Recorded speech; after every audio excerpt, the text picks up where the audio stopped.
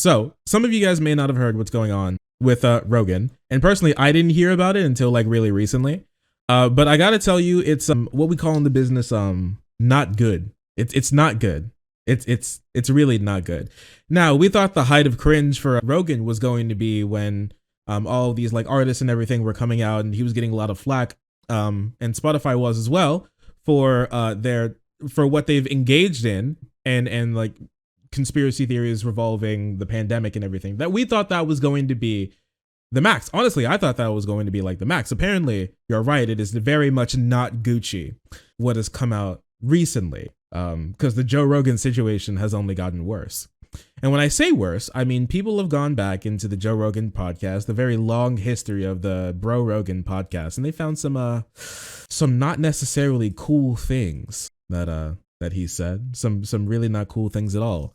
Patriot Takes was able to put together this little compilation of about 30-second compilation of Joe Rogan saying the N-word. Now, we are not going to be listening to him saying the N-word, but if you would like, you can go find it yourself. Yeah, he did drop his many tactical N-words. I'm not necessarily sure if these are all of them, but he did drop like a decent amount. Like 30 seconds worth of N-words is kind of a lot. I gotta tell you, what's happening? It's in so many different studios. It's been over the years. The Joe Rogan experience has been going on for a long time. He's been a public figure for a really long time. So yeah, he has a lot of over the course of all the studios over the course of everything. Yeah, he's had a lot of time to say the N-word, and it seems like he's been able to fill up that time. Yeah, 25 kill streak. Just got a tactical N-word. Drop it, boys. You know, it's not necessarily good. Twitch mods sweating. Yeah, Twitch mods. Yeah, we're not gonna open this one up. I am going to tell you that. So I don't watch Joe Rogan. Okay.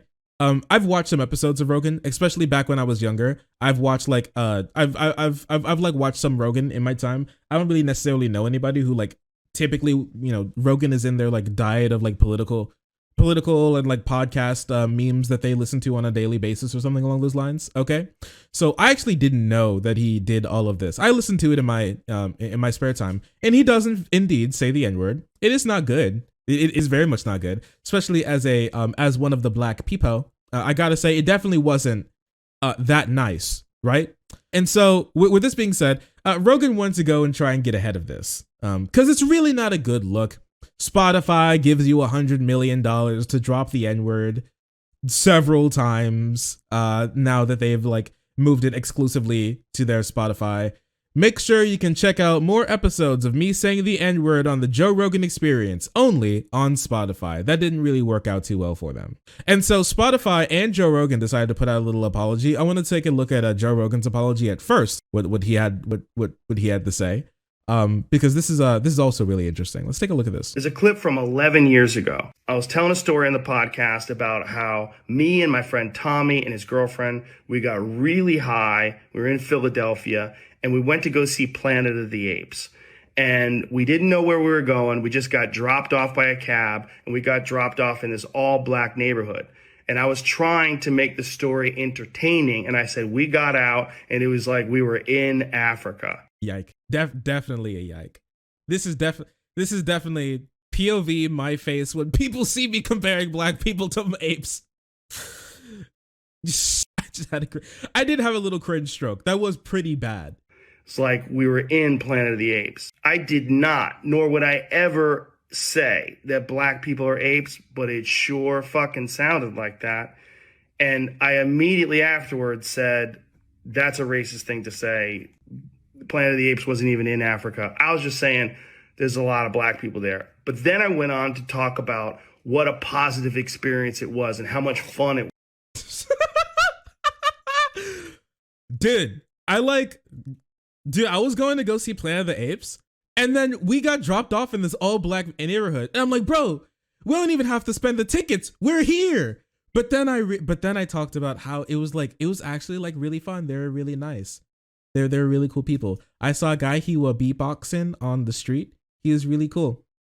He was really great guy. Really, really great. Someone offered me they chitlins. They made great chicken there. It was really, I mean, It was a really good time. It was a really, really good time.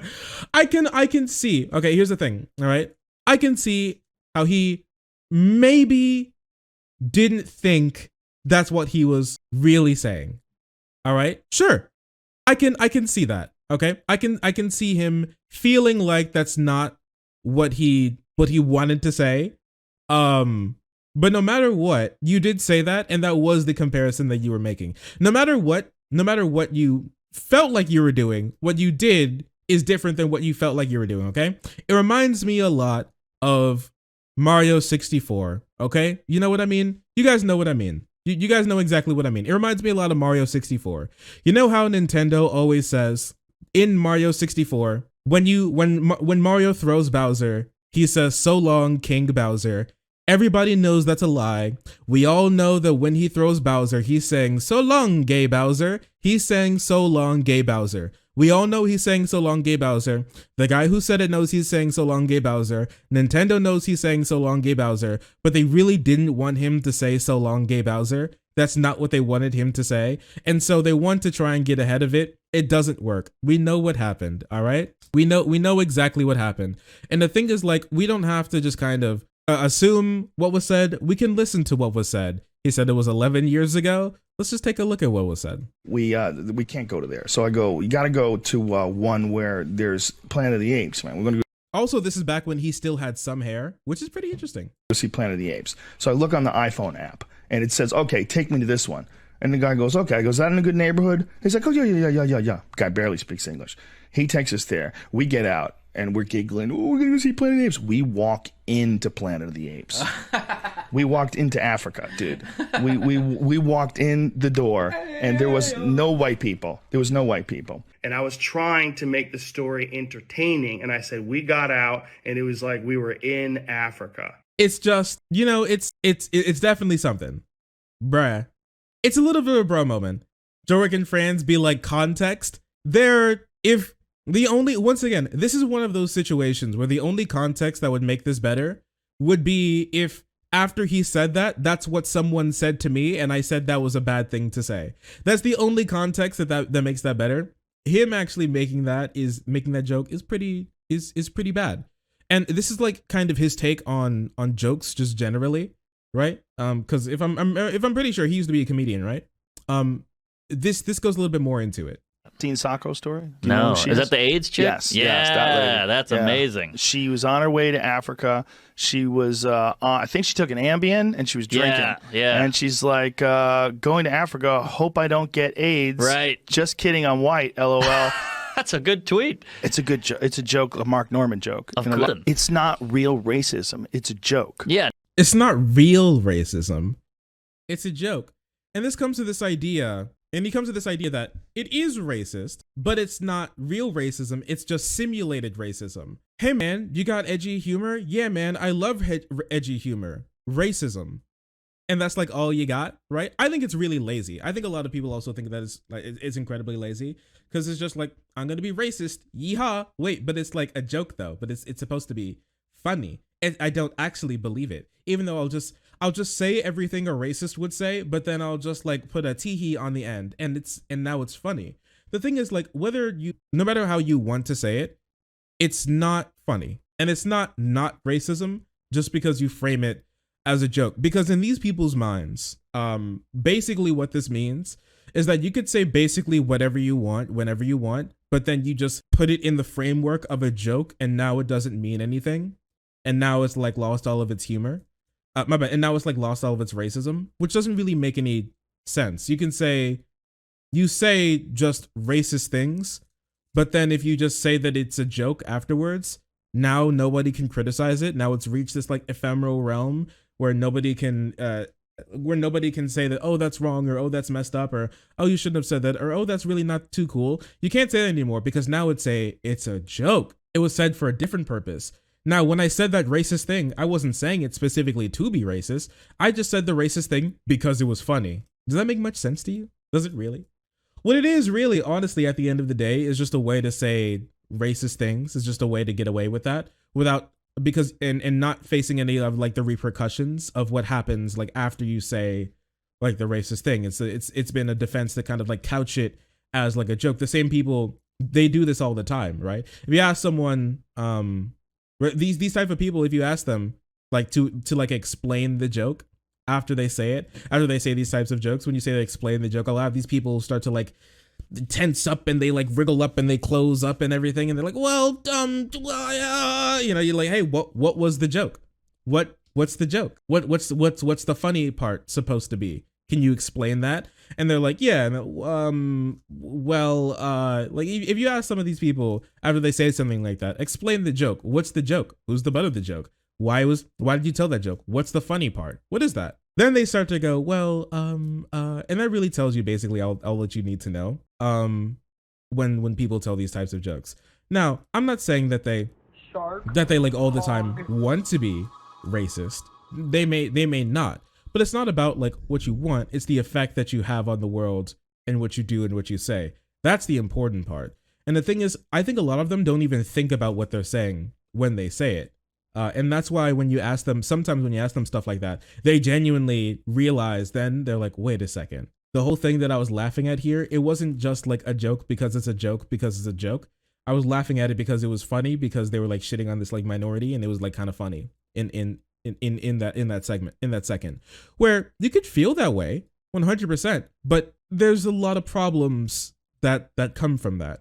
And there's a big issue like when you don't think about that type of stuff, and then once you're finally hit with it, you're like, oh, wait a second. But Rogan has like a history of doing this type of stuff. On the cusp of, oh, that's a joke, it was like funny, and then at the same time, here's this conspiracy theory. Well, all I've been hearing about Africa lately is what's going on with white farmers in South Africa, which is it's very scary stuff, where people are encouraging people to attack white farmers. You know, there's a whole lot of socio-political and economic shit that goes on with that I'm not even going to pretend I understand, but that's what you hear about. You don't hear about good things. You hear about how many farmers have been murdered in their homes. Well, that's a shame, man, because it's a real shame. That's a real shame. It's almost like it'd be a real shame if it was true. It's not. It's not true. There's a long-standing. It is a white genocide thing. Now, once again, not saying that Joe Rogan thinks that this is a white genocide thing. Honestly, this is how a lot of like racists like to peddle their type of stuff, like to peddle their garbage, where they make it feel like it's this like actual thing that's happening, and they convince a lot of like normal people, or they sow enough doubt in normal people that you don't really necessarily know what's real, what's false. But this kind of like plays into the long history of Joe Rogan not doing a lot of research, not understanding a lot of these things, and in effect doing damage with his platform by saying that South African people, black people, hate white people, and this plays into like the white replacement, white genocide narrative, that now finally the black people have been given the smallest amount of power, and they're using that to destroy white people across the continent of Africa. Just look at what's happening in South Africa. Here's the thing. Think about this for a second, okay? Think about this. There are farmers being killed in Africa. They're not all white.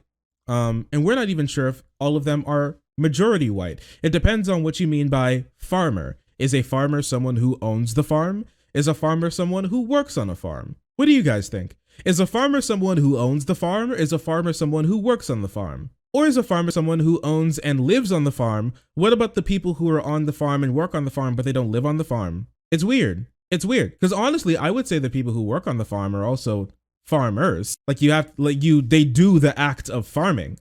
They're the ones actually farming. Someone who just owns the farm isn't necessarily. They could be doing like literally no work, but they own the farm. Is that person a farmer? So how you describe farmer is a big thing. That, as well as South Africa specifically has been having a big crime wave. They've been having a lot of poverty.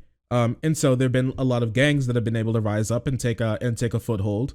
And with the government not being as strong, they've been able to commit crimes. Now think of this for a second, okay? Where do farmers typically live? Where do farmers typically, just in comparison to like cities, typically far away from cities, typically out in fields, rural areas. You're right. You know what's wild about rural areas? Yeah, farms? Yeah, wild. Rural areas and farms, which typically, and now I've been in a couple of cities and I haven't found like a big farm plot in the middle of a city in like a little while. Now, personally, I just, the inner city. Yeah. And I personally haven't seen a farm in like the big inner city in a little while. I wonder why that is. Yeah, it's weird how that works, isn't it?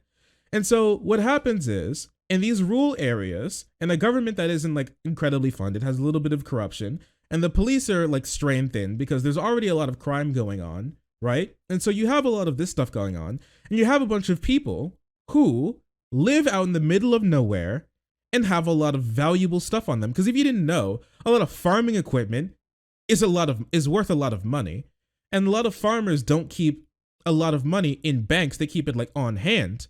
And so you have someone in the middle of nowhere where you probably won't get caught trying to rob them with a lot of valuables on them during like a big crime wave. I wonder why these people would get robbed. It's weird how that works. The thing is, it's not just farmers being robbed, all right? It's people who have things on them being robbed. And since like apartheid came through, and apartheid has left still a lot of wealth disparity, a lot of white people in the country have a lot of money, especially compared to like your average South African. They have a lot of money in comparison, and they own a lot of businesses. Now, who's more likely to get robbed? A person in an inner city who lives like a couple of blocks away from a police department, or someone who has a lot of money and no real way to protect it out in the middle of nowhere? Me personally, I think it makes a lot of sense actually that those people were more likely to be robbed. And the thing is, it's not only the white farmers who are being killed, it's the people who are working those farmlands when those gangs roll up and just start killing people and taking farm equipment and taking cell phones and taking things that they have on hand, because they're the ones out in the field and they don't have like weapons on them to defend themselves. And so they go in, they blast all these people, but you know who doesn't get the same sort of sympathy when they get blasted, when they get killed, when they get robbed?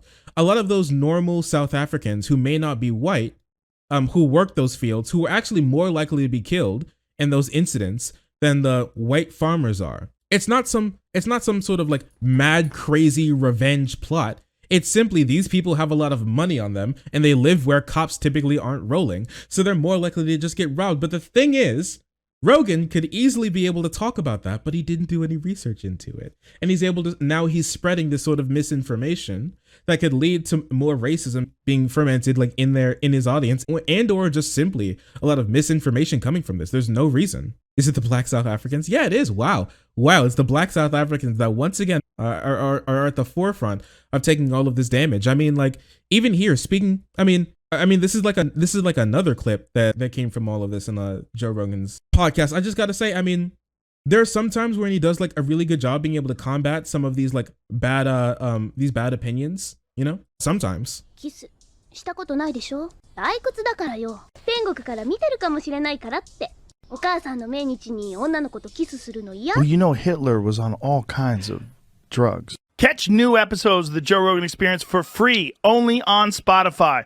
Just weird stuff, all right? I think he did a good job that time combating this sort of misinformation, but he really doesn't do it every time, and that's the big problem. Now, if he was able to do that all the time, I think that would be great. He was able to do it there, and honestly, he was able to do it in another episode that I think was actually pretty okay. He did okay. He could have done like much better, but he did okay here. There's this whole debate about the MAOA gene, which is like this gene that Black Africans have, like it's like a proclivity to violence that they have. MAOA gene. Yeah. I recommend people Google it and do their own research. It's like a big debate about whether or not, but basically like what it is it's, if you think about like, kind of white European, Asian ancestors, as we kind of moved out of Africa, like aggression and violence was kind of less necessary because we were like farmers and stuff. But right? God, is that really true? There's this. Now they cut off a lot of Joe's response. We did a segment on this actually. Man, is that true? we did a segment on this. He did do. I think he did a decent job. He could have done much better, but he did a decent job. This is like another one of these people who are just racist. They are just like racist people. It's either two parts, right? Either they bought it and they're parroting it, or they don't believe it and they're parroting it because it supports their political narrative. Okay, and it's really weird because they say like black. This is the violent people, black people gene, and if it is, other races and other demographics have more of that gene. like Asian people. But you don't see them saying that Asian people have a proclivity to violence. I don't know, maybe they do. Maybe they watch a bunch of anime and they played a bunch of maybe they played Ghost of Tsushima. And so now they believe that Asian people are just naturally violent, or maybe they did before. And I don't know, maybe they're too cucked by hentai to engage in violence at the moment at like the same rates. Who knows? But this is them basically trying to say that, yeah, like melanin equals more crime, basically. Their proclivity to violence and crime, the warrior gene. It seems like it's not really like a warrior gene necessarily. It seems like it's just you grasping at straws to make yourself feel good about being as racist as possible. Funny enough, Jewish people are the most likely to have the warrior gene. Dude, strange how that works. Goddamn, let my people go. Let my people go. Jewish people are the highest. Wait. Oh my gosh. Wait a second. Someone. Guys, remind me. Don't if Sam Cedar ever asked me to come to the studio for an interview, dude, remind me. He could be violent. He's dude. That ONA gene. Holy shit! He could just snap my neck just like that. It's crazy. He's crazy, dude. Holy shit! Be careful. They're God's chosen. Yeah, they're God's chosen warriors. Be careful. All right, be careful. And the thing, he has a long history of doing this type of stuff, especially when it comes to science and media and this type of stuff. Okay, here's the thing: Joe Rogan is the big problem. Joe Rogan is basically everything that comes from the problem of new alternative media. Okay, he's like an encapsulated version of everything wrong with new alternative media. And when I say everything, I mean literally everything. He is literally everything wrong. So here's the thing. Joe Rogan sees himself as just like some dude with a camera with a voice and he's able to talk or whatever. Okay? And like on the very base level, he is just some guy who has a microphone, has a studio, and puts out episodes of his show. At the very base level, sure, that's what he is. The problem is we don't live our life in like a vacuum, and there are more important things to that than just the fact that he's just like a dude with a camera. There are more important things there. And the thing is, he's huge. We talked about this before. He's massive. He's absolutely massive. He's huge.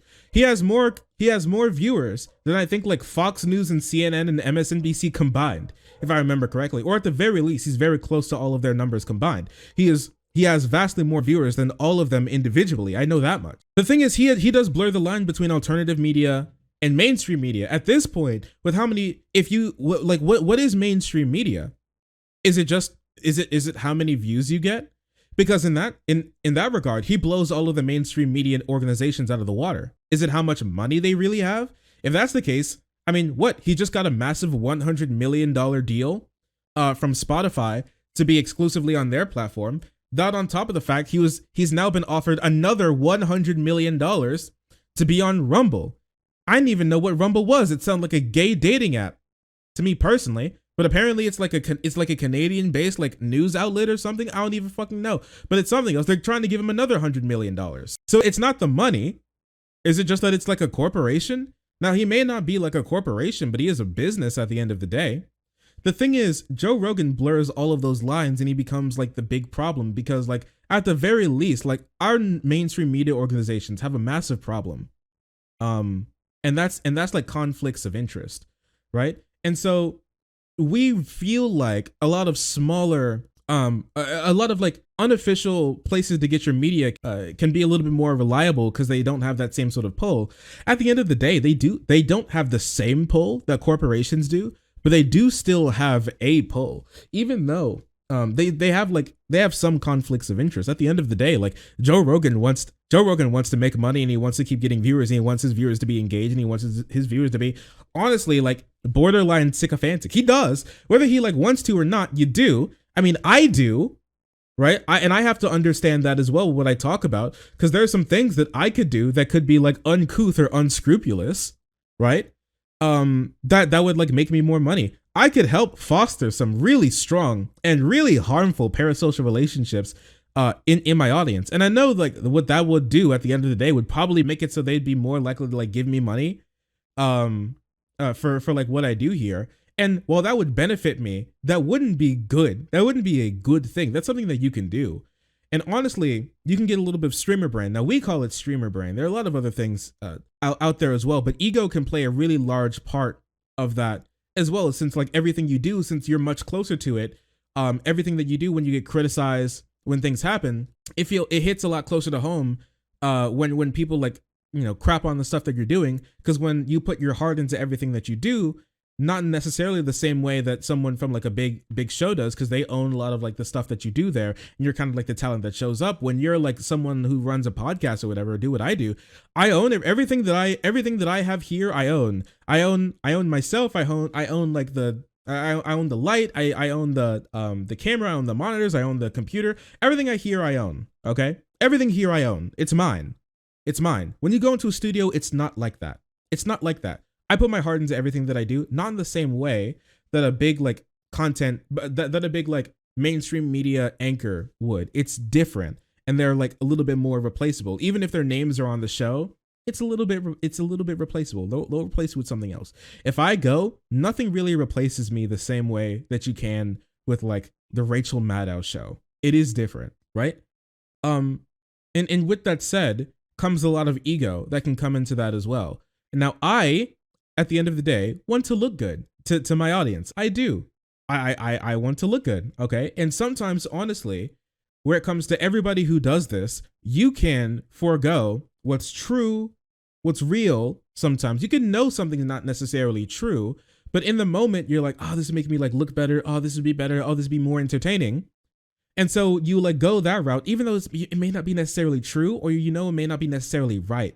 And that can happen a lot. And even if you don't believe that, you can be pulled by those inferences. That as well as there's not as much oversight. There just isn't as much oversight when someone like Chris Hayes says something that's like demonstrably just completely false and wrong. Him and his like program can be sued for that. They can be sued and taken down for stuff like that. That can be bad. They have like the FCC breathing down their throat all the time. That's not the same for me. I can say wild, insane stuff on this program. And honestly, like Twitch and YouTube, more likely than not, probably won't do much about it. And same thing with Spotify. They may not do too much about like Joe Rogan saying anything that could be just demonstrably false, right? And it doesn't mean that he's a bad person necessarily when he does it, or he's like stroking his bald head, muhaha, like before a program goes live. I cannot wait to go spread some misinformation today. He can just be a literal dude.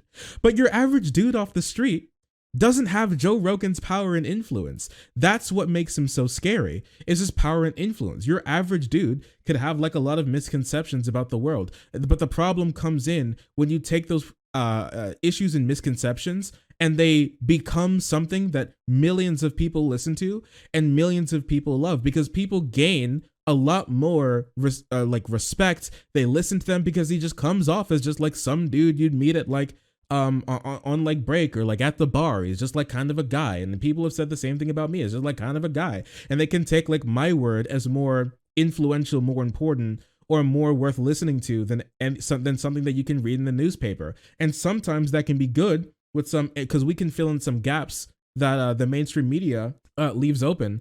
But also this means that now when we say something wrong, it gets amplified, because not only does it have a less likelihood of being corrected, more people are going to probably take that to heart because they have like a little bit, even like more of like a parasocial relationship with the content creator that they're getting their information from. And that causes massive issues. And this is where Joe Rogan comes in, and he blurs those big lines of like where does mainstream media stop and where does alternative media begin, and the issues that come about with alternative media and misinformation and disinformation that can be spread out there. There can be problems being perpetuated without a single person in the system thinking that they're a bad person or even wanting to spread misinformation or lie or hurt people. Because I don't think that he thinks that he's like a bad person or anything.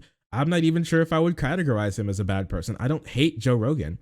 I don't, there's no like dartboard over here with like Joe Rogan's shiny bald head on it that I like throw darts at, like when I'm preparing for stream or anything. Doesn't happen. I really don't think about the guy that often, but he does come into a lot of problems, and he shows a lot of problems.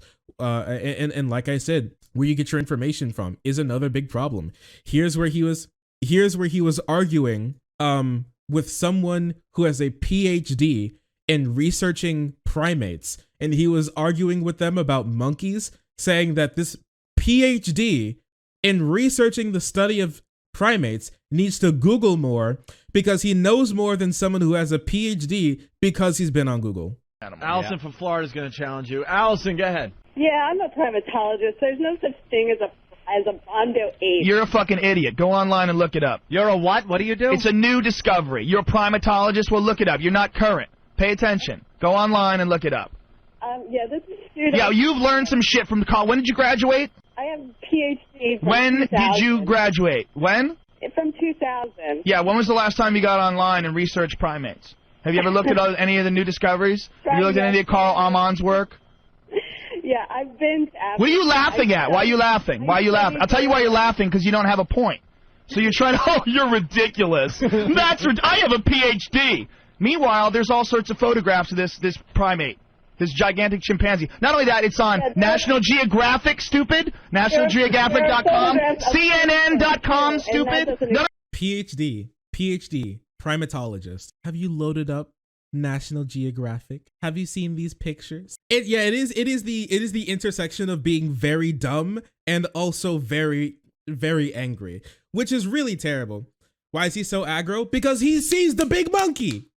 These PhDs and these scientists and these losers and freaks keep coming to me and they say, Joe Rogan, you are wrong. Joe Rogan, there is no big monkey. Joe Rogan, we have never seen big monkey. I study monkey. There is no monkey. And I have Google. Joe Rogan has Google, okay? He's been on Google.com. He's been on CNN.com. He's been on NationalGeographic.com. He has looked up. He has Google. All right. And he's seen the gigantic chimpanzee. He's seen Big Monkey. Now, here we go, trusting mainstream media. Here we go with Big Monkey. All right. He's seen Big Monkey. Look it up. CNN.com, Big Monkey. NationalGeographic.com/Big Monkey. He knows what's up. No. There's bones, there's tissue samples, there's hair, there's fecal matter, there's all sorts of different things. There's the fecal matter. Listen, it's the fecal matter. Just so you know, Joe Rogan was not only wrong here, he is demonstrably, horribly, incredibly wrong. It is not even in contention. There's the fecal matter. Very real. Joe has seen, he's smelt, he's tasted, he's felt the fecal matter, okay? He knows what's up. He's the fecal yeah, my man's spewing fecal matter, okay? He's seen the big monkey. I have a PhD. Well, go on Google, stupid. Have you heard of Google, stupid? When did you graduate, idiot? Huh? What, 6 years ago? From stupid idiot. You have no clue. Stupid. All right. Listen.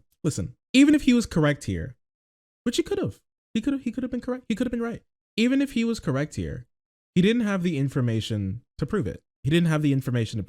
But he was so confident. He was so confident in what he had to say that he was just going to stand by it. This is the problem that I'm talking about when it comes to us, alternative media, no oversight, and all of this type of stuff, is because even though not having the information and being confronted with someone who is more researched on the topic saying that you're just wrong, this information, it doesn't say what you think it says. Instead of doing that, you're just like, I have Google, I've seen Google, I watch National Geographic sometimes, I have to be right. And in this instance, it could just be funny.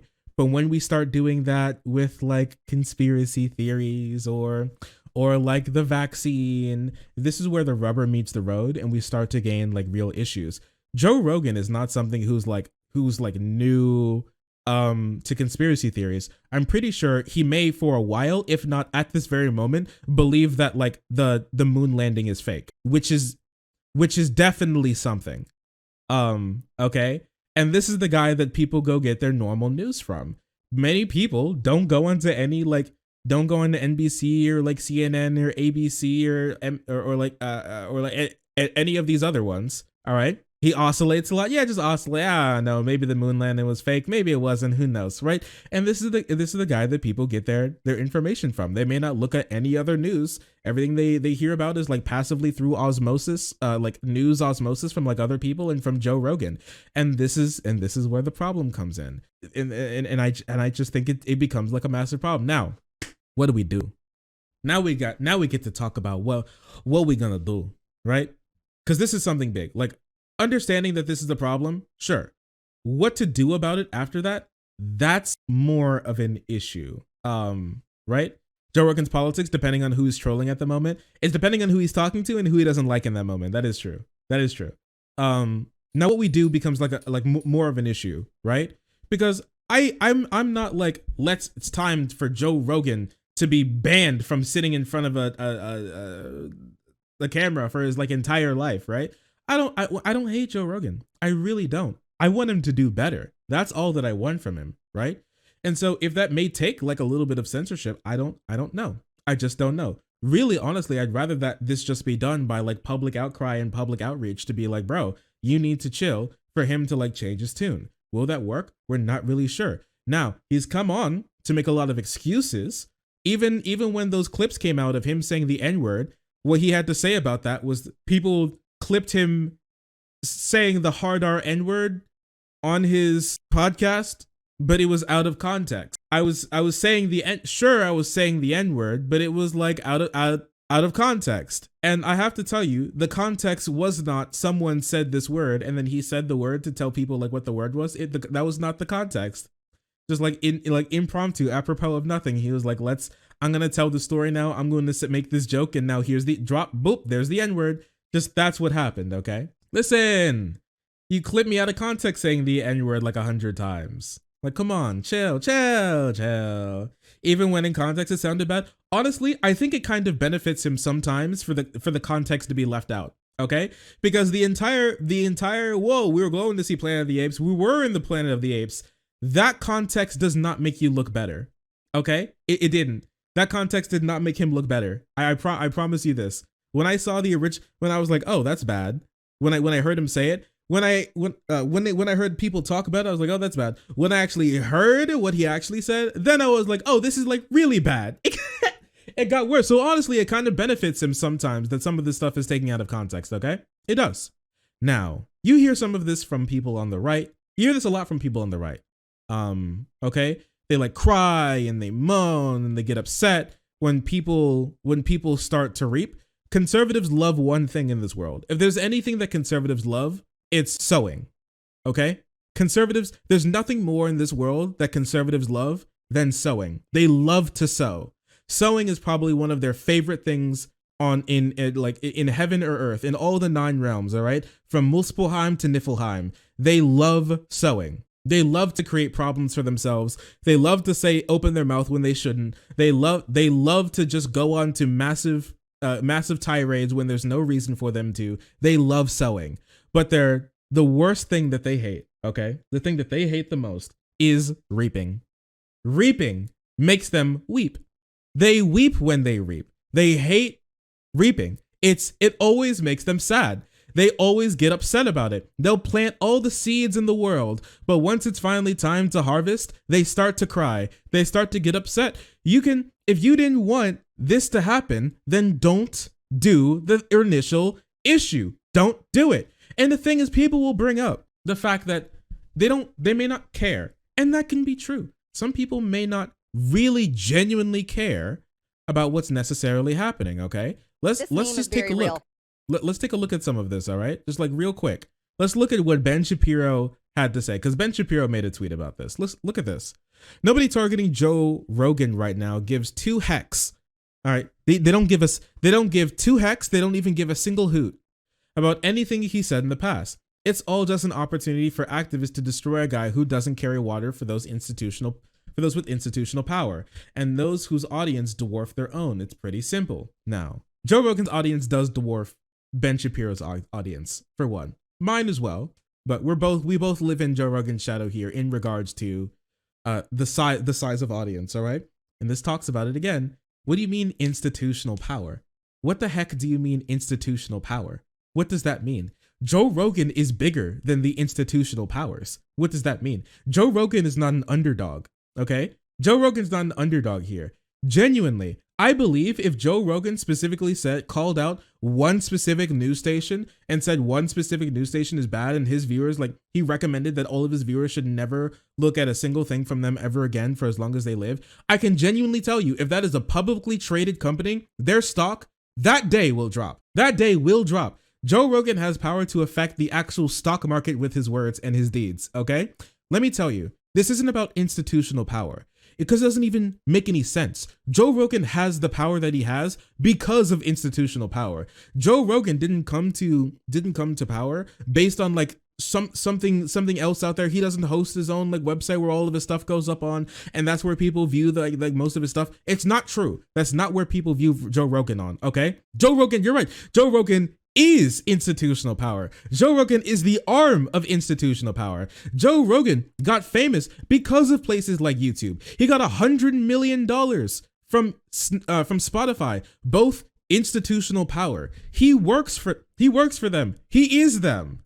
Okay? Without them, he wouldn't be anywhere near as famous. He stands on the shoulders of giants, and then he became a giant. He's giving the giants goddamn back pain. Okay? Now that he's gotten so goddamn big. That's why like people like Spotify now are getting upset about all of this stuff, and they're like having to like bob and weave to make sure they keep all their sponsors and everything, because like Joe Rogan's a massive issue. He's becoming a liability. He's huge.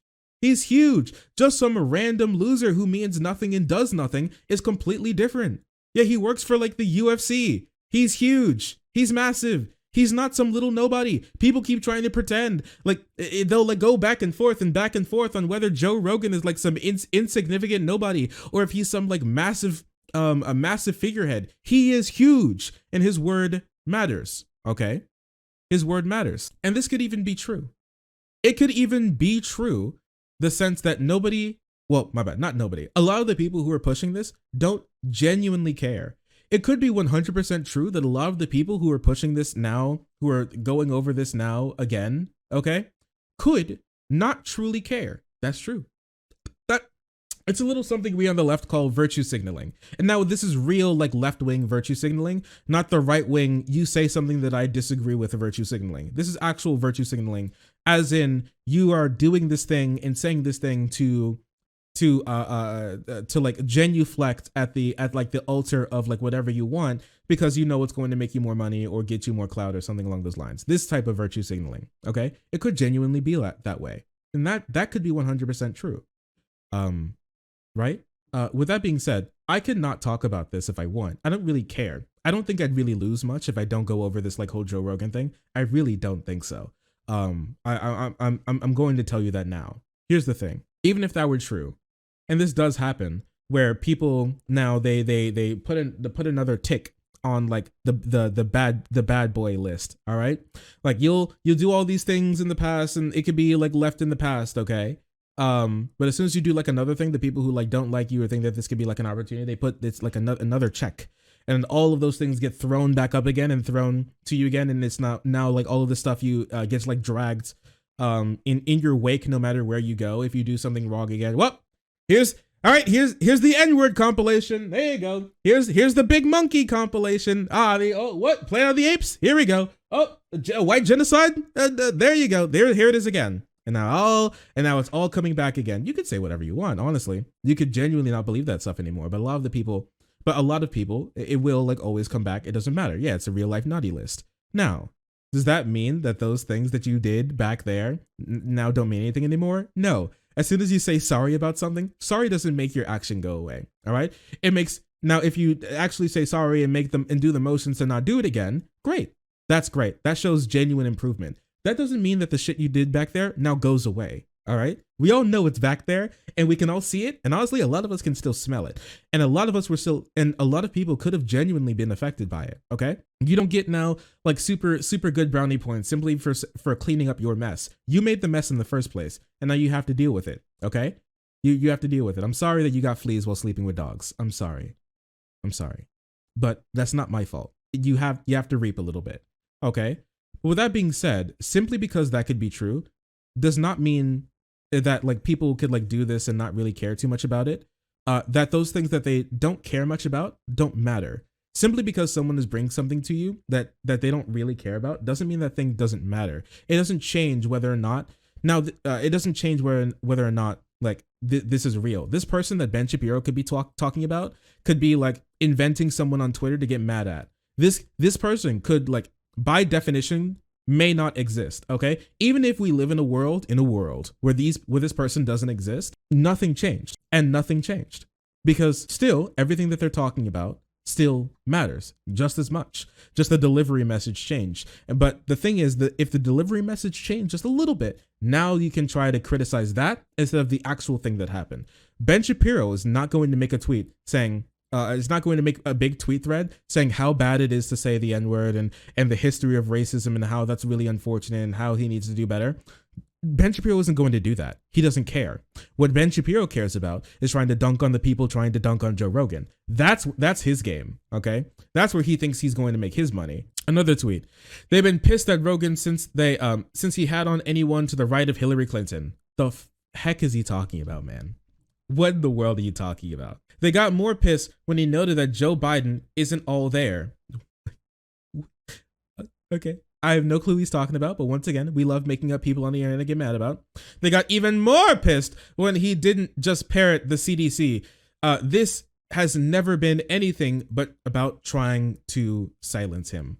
Listen, anytime you criticize any of these people, it's either one of the, anytime when it comes to people like this, it's either one or the other. Yeah, this is weapons grade copium right now. It's either one or the other, okay? It's either you love him, you spend every day drinking his cum, and every day you're not drinking his cum, you're dreaming about drinking his cum, or you want to kill him, hang him, and like drape his freshly filleted body across like Times Square, like written in blood on his flesh. Here lies your king of alternative media, Joe Rogan. Okay, like, and there's literally no like in between. It's kind of insane. It's childish. It is childish. Is what this is. This is baby brain. They're baby braining right now. Okay, two things can be true. I don't hate Joe Rogan, and also I think he should stop being cringe. I do think that Joe Rogan should stop posting cringe. I do think that it's not parroting the CDC, but I do think spreading conspiracy theories and misinformation is wrong. And you don't have to parrot the CDC to not do those things. Okay? You really don't have to. You really just don't. It's not true. You don't have to. Like, even the CDC disagrees a little bit when it comes to like other countries and they're like equivalent to the CDC, right? Like ministries of health or whatever. Okay? Even there's some disagreement there. Not everything you have to like parrot the CDC about. It's not like these people wake up and like, no, CDC is our new god, and they're like praying to the CDC, and they have like the Dr. Fauci goddamn like shrine in their shrine altar in their like closet. This doesn't have to be true. You could just be normal, but they don't want to think of it like that, because that will means they're going to have to expend some extra brain power. Now, the worst of the worst is Steven Crowder, who decided to chime in on this as well. Let's listen to what Steven Crowder had to say, just a little bit. Look, they don't think that Joe Rogan is a racist, because you know who wouldn't be upset by this? An actual racist. You're not going to use this against a Robert Byrd type, because they just go like, yeah, I said it, because they're still saying it. They don't care. They use this against people who they know are not racist, so that they have to defend themselves as not racist. They wouldn't use it against an actual racist. This is not a mode of attack that would be used. Yeah. So let's just break this down really quick from very smart boy Crowder. Joe Rogan said racist things, and they're attacking Joe Rogan, saying he said racist things and saying that's bad, but not because he's racist, but because he's not racist. And the reason we know why Joe Rogan is not racist is because he said racist things, and he's been accused of being racist. Anybody who's ever accused of being racist must not be racist, because we would never condemn a racist person for being racist. Only non-racist people are the ones to ever be accused of being racist, because racist people would just say, yeah, I'm racist, and nobody would attack them for being racist. And you would never attack them for saying that they think racism is okay, because we would never attack a racist for being racist, because only non-racist people think racism is bad. So that's the only attack that would mean anything. So they has to not be racist. I don't have to look into any of this, because I know simply because of being accused of racist means that he's not racist. Did I get that? Is that right? Checks out? Does that math check out? Did we make sure that we carried the one there? Is that it? Spin. Yup. Yeah, that's it. Yeah, that makes, yeah, this is probably some of the babyest brain that I've seen out of conservatives in a long time. All right. This is baby brain. We would only say that non-racists are racist because racists don't care about being racist, so we would never say that racists think that racism is okay. What would we say about actually racist people then? What is it? What do we just say that they look ugly and they have no lips? Like what is the critique for actually racist people then? What is it? I want to know. I want to know how to actually call someone racist because apparently saying that they're racist doesn't work. What is it? Crowder is ugly. Yeah, they ugly and have no lips, and that's the attack that you must use. Not that they're racist, because that doesn't mean anything. He thinks the only people in KKK robes are racist. Honestly, I think that he doesn't believe that because he could just say that they're in KKK robes and burning crosses as a meme. It's like a really elaborate, funny joke. They're just doing the long con right now, and that's why they're wearing it. And you have no, I mean, just because they're in the KKK doesn't mean that they're racist. You know, they could just be really upset by like how the left is treating white people. That's something that Crowder would like unironically say and believe. I can see that being a Crowder like video. I can see it. Can you guys see it? Because I can see it. I can see it. I can 100% see it. Racist people are dumb, stinky poo-poo heads. Yeah, but I would never say that a racist person is actually racist because like that they wouldn't like be really sad when I said it. And obviously the point of like making critique about someone is specifically just to make them sad and no other reason, I guess. Sure. Fingers crossed, Crowder can't contain himself and violates YouTube community guidelines. Dude, please, I'm begging that Crowder violates YouTube guidelines one more time. They said that this was the last strike was his last strike. Okay? They said last strike was his last strike. Will that really be his last strike? Honestly, I don't know. I hope that it is. Honestly, he should have been banned like 5 strikes ago, but whatever, I guess, YouTube. Just keep giving him chances, I guess. All right then. Crowder always violates YouTube TS. It's only going to be a matter of time. It's only going to be a matter of time until he does. I will tell you that. Can't believe Shark solved the racism Rubik's Cube right there on camera. I did it. We finally did it, boys. Racism is no more. Shark on stream today was able to, what was this? What is this? February 7th, 2022, the year of our Lord. Racism has been vanquished. We've done it. Woo, celebrate good times. Come on. We did it, guys. We did it. Let's go. But now, listen. Yeah, we did it, Reddit. Listen, this isn't only coming from the right. It's not only coming from the right, because it comes from the left as well. And that's the really sad part. I've not seen Eddie Burback's video on Bill Moore, but I know he's cringe. I know that much. This doesn't just come from the left, from the right. I wish it only came from the right, but it does come from the left as well. Now, the people that we're going to be talking about are the usual suspects. Okay, Andrew Yang and Crystal and Kyle. You'll hear this from some like lefty types as well. And we're not going to be talking. I don't have anything on hand about Jimmy Dore, but Jimmy Dore does this a lot as well. What? Wait, he did what I? No, he uploaded a video this year saying that the KKK actually isn't serious and they're just like a bunch of nerds. I love it. I love it. I love it. He don't miss. He doesn't miss. I literally, I can't miss. I wish I could miss. Many people are coming to me. They're coming to me. They're saying, Comrade Shark, please miss just once. The world that the world that you're saying that we're in every day. I wake up and I realize that it's true. Comrade Shark, please just miss. Please stop being truthful. This meme Comrade is very Shark, make your irony fake. Comrade Shark, please. This meme is very real. Oh my gosh, they're just LARPing. Yeah, they have titles like Grand Wizard. I think that's honestly, without watching this video, I would think that's his unironic argument. They can't be really racist. I mean, look at them. They have goofy names like Grand Wizard. Isn't that goofy and weird? You can't kill black people while you have the title Grand Wizard. What am I? Are you like a dungeon master? You're my dungeon master or something? Are you gonna play as a black dwarf or something? One of the most violent dwarfs. Isn't that right, quarter black Eric? And then everybody in the studio goes, Negroes, you know? And that would be like the entire segment. from Crowder. Basically, I think that would basically be the entire thing. I basically summed up an entire 25-minute Crowder video for you right there, right? But still, that's the claim. That's incredible. Yes, it's D&D. Yeah. Just like that. No, I did not watch. Yeah, I didn't watch that that KKK bit. I literally just pulled that, out of my. This meme is very I just real. pulled that. I was just like, oh, this is something that I think Crowder would do. I did not know that he actually did it, but people like Crowder do kill. They do kill comedy and they do kill irony. It's just that because.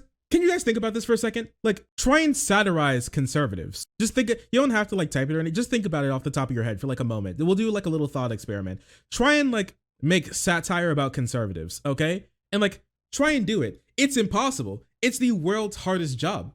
I'm thinking, because I've been thinking about this a little bit. How do I satirize them? You can't satirize Crowder. That may be their new goal, to be as crazy, as outlandish, as insane as possible, to the point where you can't parody how insane they are, because they've already beat you there. They've already beat you to the punch. Like, the thing is, I'll crack a joke about Ben Shapiro, I'll crack a joke about Steven Crowder, but the thing is, like, someone in chat will be like, real. He said that though. And I'm like, what? And they'll send me a link and I'll be like, what?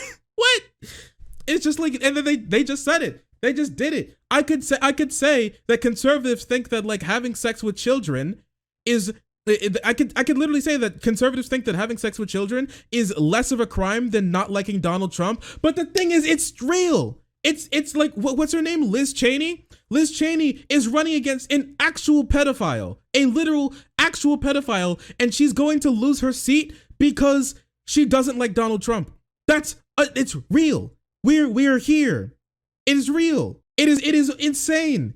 What do I do? Matt Gaetz moment. What do I do? What do I say? This is why SNL skits aren't funny anymore. Stop the simulation. Make it stop.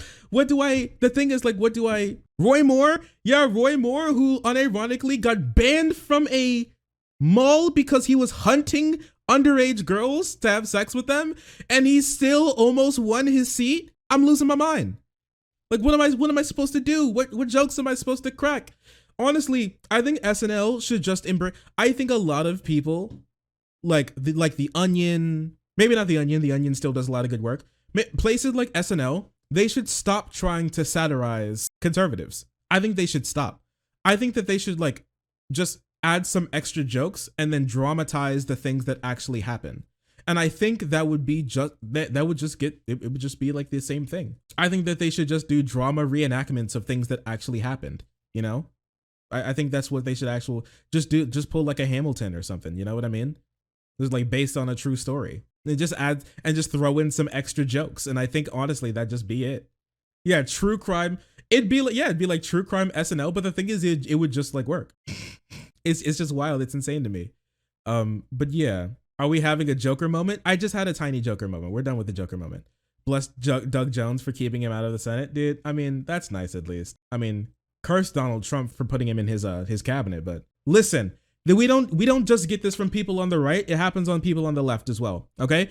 And people like Jimmy Dore do this. People like Kyle do this. People like Crystal and people like even now Andrew Yang do this as well, which is really unfortunate. Which is like the idea of like, well, first they came for the socialists, okay? They take the first they came for the socialists and then turn it upside down and say, first they came for the fascists. Like, bro, what are you talking about? What are you talking about?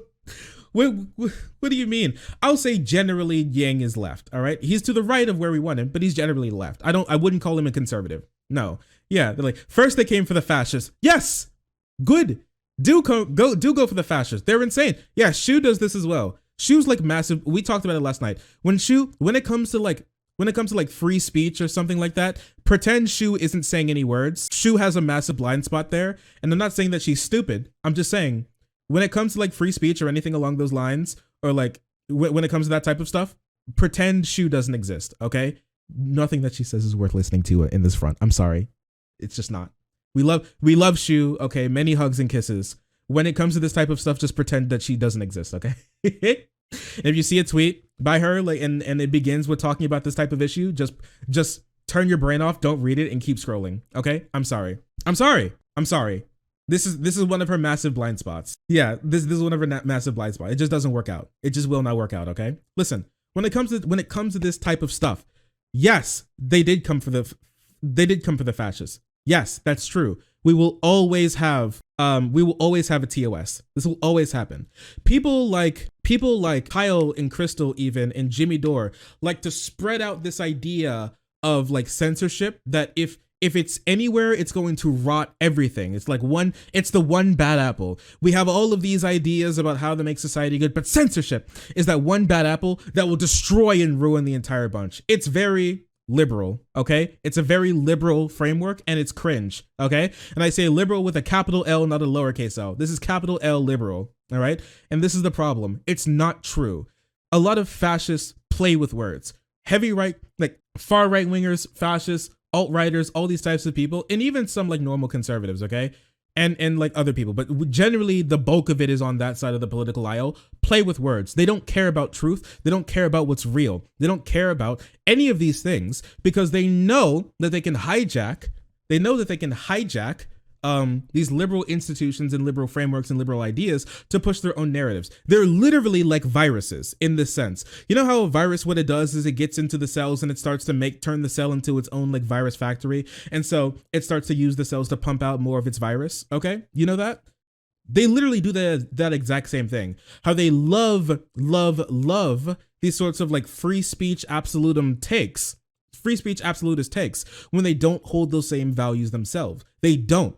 There's a reason why when like fascists or like alt-righters or like heavy right-wingers come to power, they start to rip away these free speech rules, laws, and rights, okay? Same thing, you see this with Ben Shapiro, you see this with Matt Walsh. They'll like cry and moan and piss and shit their pants when they're not allowed to say exactly what they want to, but the second they're able to get any sort of power, they start ripping down all of these institutions. They pull the ladder up behind them to make sure nobody else can get through because they know that it's beneficial to now get rid of free speech. They were able to get what they wanted, okay? And so with that, now they're able to pull everything away and keep what they want. There's a reason why when Donald Trump comes into office, one of his main goals, what he wanted to do was try to sue news organizations from saying, news organizations and stop them and make it illegal for them to say bad things about him. That was actually unironically something that he wanted to do with his time in office. And honestly, he would have gotten away with it too if it wasn't for you meddling judicial nominees and Democrats and normal people who think that's literally insane for the president to be able to sue news organizations who say bad things about him. There's always going to be some level of censorship. Always. We always need some. For a functional society, we need some. We can't let people say literally whatever, whenever they want. Okay? And the thing is, this doesn't even come up to like this sort of like, this doesn't live in like the sociological, like philosophical realm. It lives in the world of just capitalism. Okay?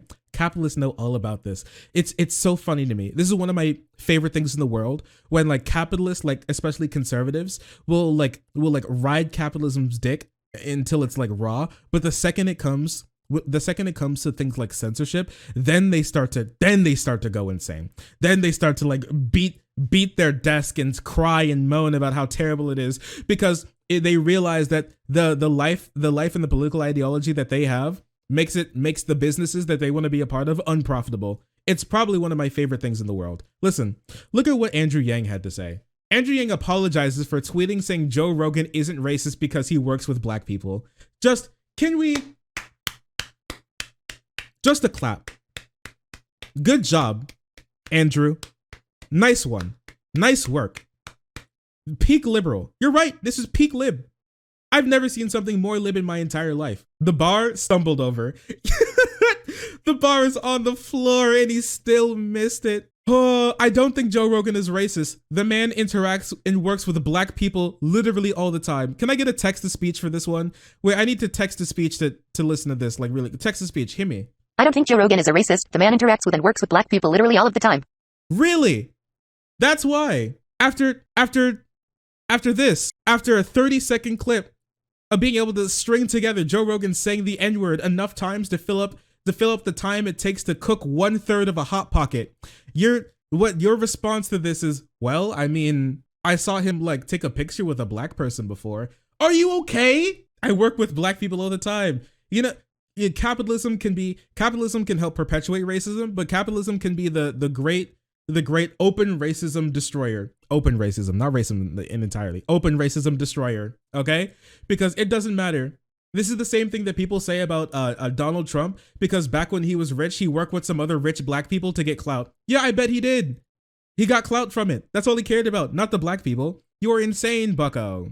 Do I know black people? Do I know black friends of Joe's who would swear by him? Yes, I do. Thank you, Andrew Yang.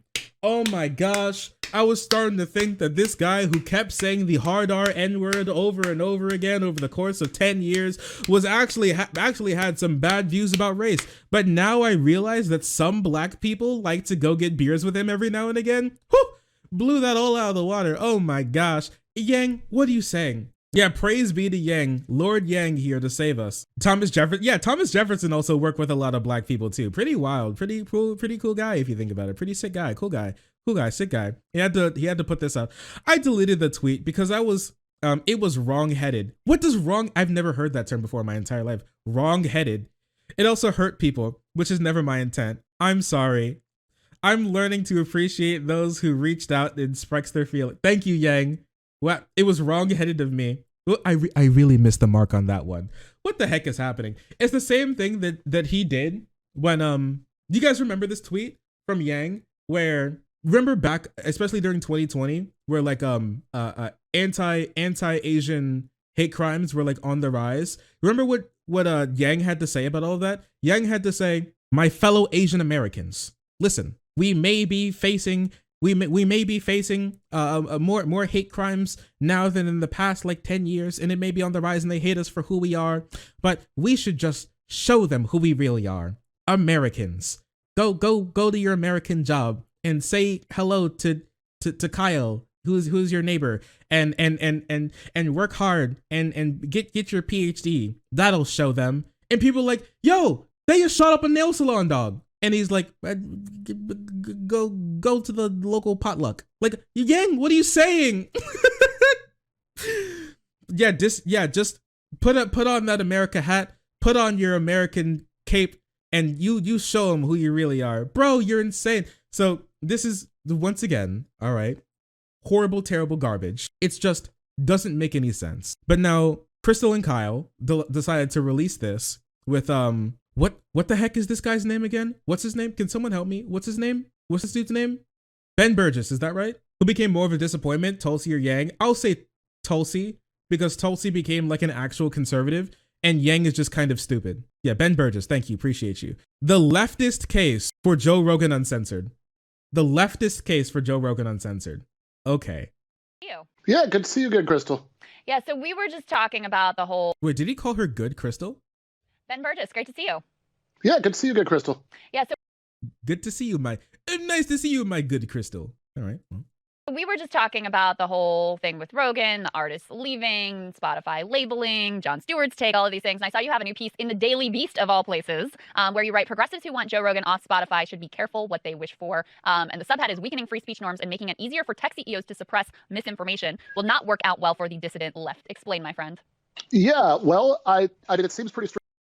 First, they came for the racists, and they told them they couldn't say the N-word. Then they came for the socialists and say that we couldn't fight for stronger workers' rights. This is a slippery slope. Straightforward to me, although judging by my social media timelines, not to a lot of other people, which is that these platforms aren't controlled by like leftists, right? These platforms are controlled by billionaire CEOs who have every reason in the world to A, want to stay on the government's good side, and B, to not want their wealth to be redistributed, which is certainly, like kind of the main thing that, that we want.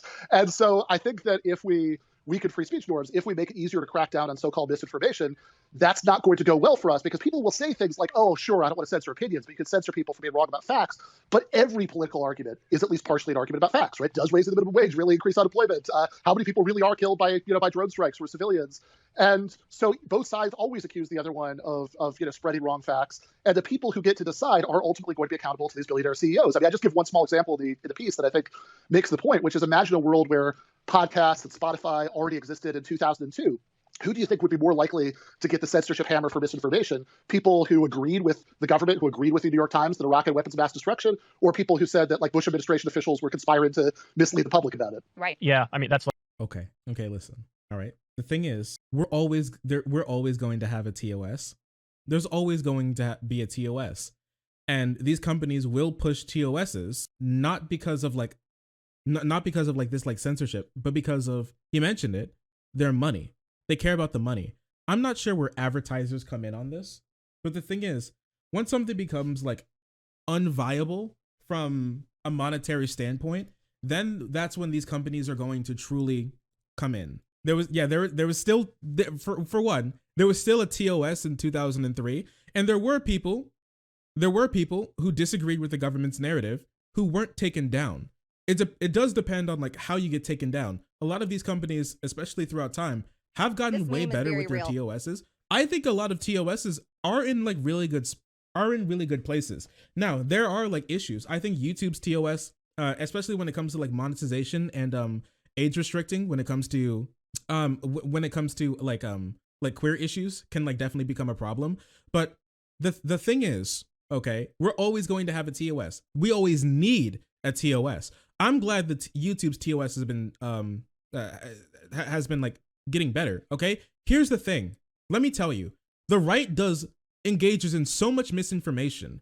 And here's my, I'm putting on the political suicide vest. Okay, I'm strapping up.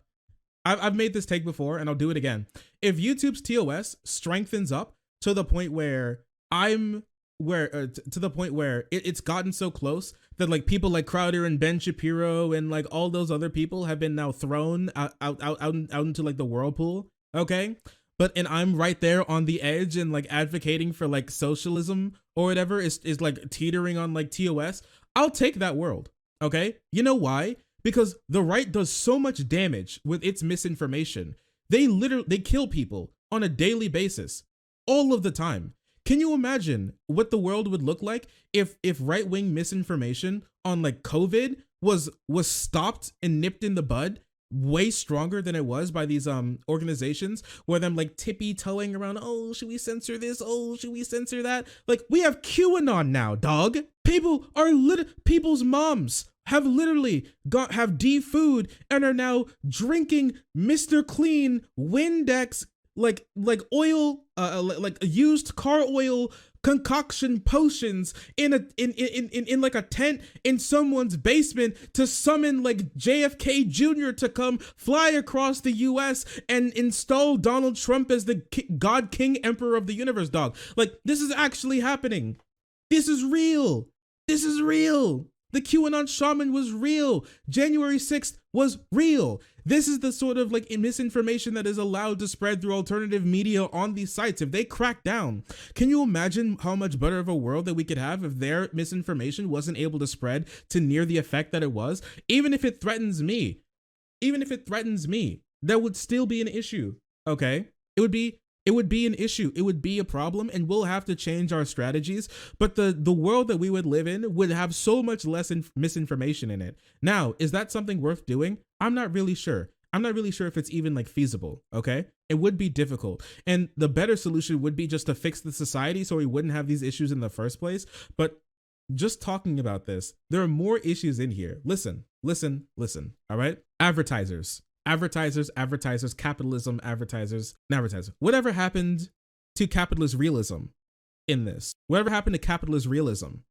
Because hasn't that come into a massive effect when it comes into these more like dissident left-wing perspectives being not seen as so like detrimental and devastating to like the capitalist framework that we have at the moment, making it not as wild to advocate for? You remember that? Remember when AOC went to the Met Gala and she wore her tax the rich dress, and then all of the people who've read like 3 pages of like Das Kapital were like, I can't believe she was wearing this capitalist realism, you know? Remember that? And people were like pissing and shitting their pants because she dare like wear a dress to the Met Gala and be invited for free to the Met Gala. Ooh, boo-hoo, right? Remember that? Whatever happened to capitalist realism that made these sorts of opinions no different? These like like Rue 21 printing and throwing out like tax the rich shirts for you to buy for like $5.99 at your local like mall. Remember that? You remember that? What happened to all of that? Now why is capitalist realism now been completely thrown out the window when it comes to these ideas? But now that socialism isn't seen as subversive, wouldn't the capitalist realism help us camouflage our actual political goals, making it so it'd be easier to ramp up censorship and to stop right-wing insane ideologues? Because I'm glad that they did. Steven Crowder shouldn't be on YouTube. Like Stefan Molyneux shouldn't be on YouTube. Honestly, like Matt Walsh is someone who would love more pedophilia to be in the world as long as there would be less gay people in the world. I don't think that he should be on YouTube. And honestly, I think the CPS should go check on his kids. Okay? That's just me. All right? This doesn't make any sense. It doesn't make any sense. This is not a good argument at all, period, stop. Okay? It's not. And I'm not even sure if people are necessarily asking for Joe Rogan to be like banned from ever speaking into a microphone again. I want Spotify to be clear and concise with their COVID misinformation regulations to make sure that we understand where the line is, that we know our limit to stay within it, and that would stop a lot of rampant, wild, terrible misinformation that's killing people in this country. I think that's important. I think that's important. And I don't think that this makes me some like wild anti-free speech hater. Okay, because you need limits. You need to have some constraints to make sure that people are more free. I wanted my friend's grandmother to have the freedom to be able to walk her down the aisle when she gets married, when and if she gets married sometime in her life. I wanted her grandma to have that freedom to see it.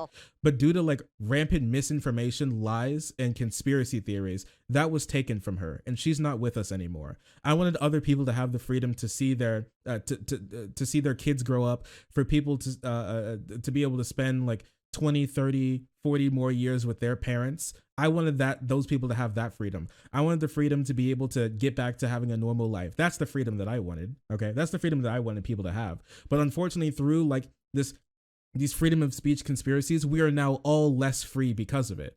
And now a lot of us and none of our families have a lot of holes in it because of it. And I think that means something. I think that matters. And I think that's worth talking about more than, oh, well, first they came for the fascists. What if they